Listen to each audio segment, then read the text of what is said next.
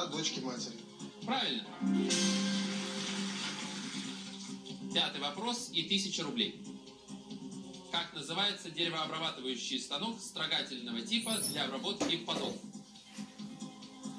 Долбательный, долбежный, долбильный, долбанутый. Я думаю, ответ С. Долбильный станок.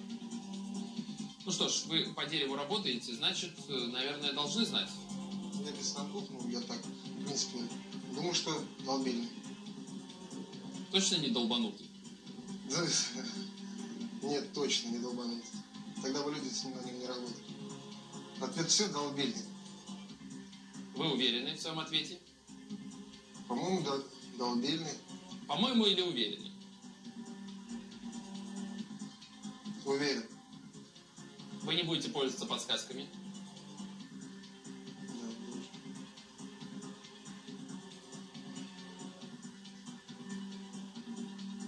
Нет, не буду. Да долбильный. Ну что ж, мне остается только принять ваш ответ. Рафис. Я не знаю, почему вы решили, что станок долбильный. Ведь он долбежный, а не долбильный. К сожалению, наверное, все-таки надо было воспользоваться подсказкой, Рафис.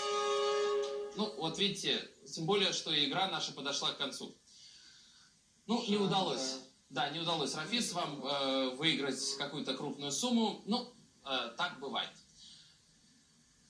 Рафис, спасибо вам большое, не расстраивайтесь. Спасибо. Прошу вас.